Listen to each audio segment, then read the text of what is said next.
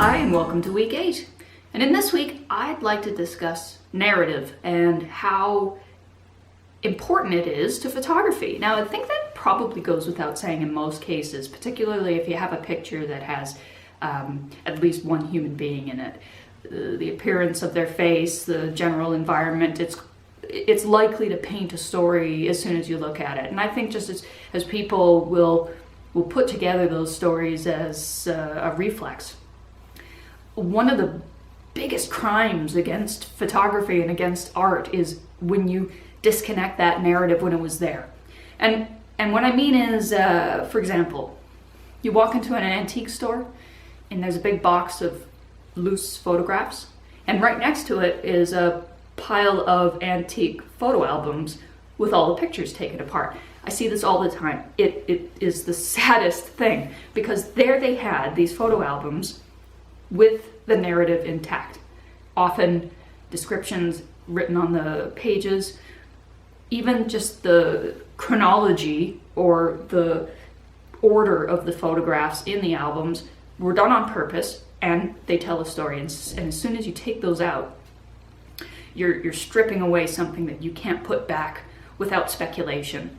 Now, the speculation is the real fun part, frankly. The vast majority of the photographs that I have are totally anonymous, impossible to trace who these people are, and if you do have a clue, you know, it's only in a few cases where I've been able to piece together some truths about that human being and the experiences they had over their life.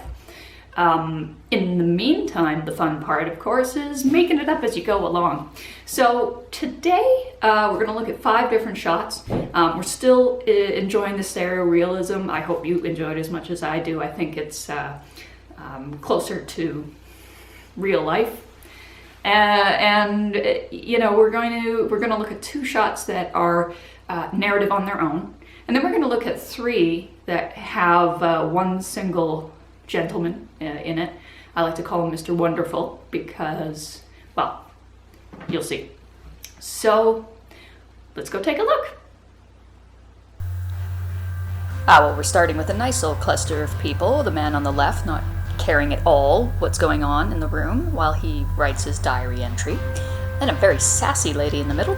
To the right, kind of a matronly lady. And then behind her, a man with very reflective eyes. And then a man with a knife and blood all over his thighs. I assume he's a cook, but should we assume? Is it safe to assume? So all of these slides are coming out of Dalton, Illinois.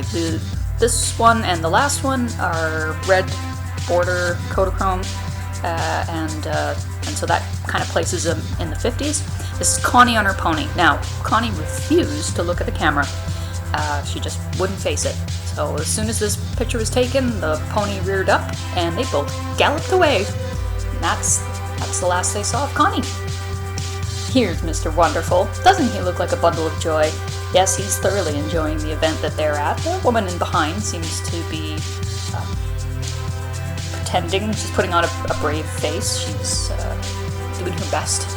He is utterly bored and can't stand the world. And he's thinking, how will I get out of this horrible situation that I'm in, and why is this person taking a picture of me in 3D? Well, we know that this person has something to do with Mr. Wonderful, possibly Mrs. Wonderful is taking this picture, because next we'll see him on what can only be possibly a vacation to a log cabin.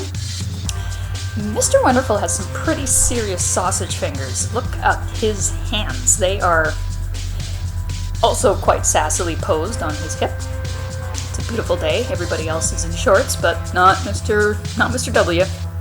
No, he's in long pants and his hat, and no smile again. This man is not happy in life. I wonder why.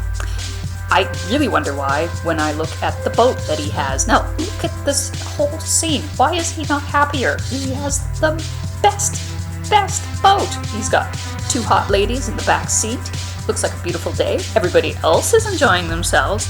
And he has the face of someone who possibly just successfully ripped the head off a chicken without too much of a struggle. I can only describe that as the satisfaction of a good small slaughter. he's an enigma, Mr. Wonderful, as are many of these pictures, and more to come next week.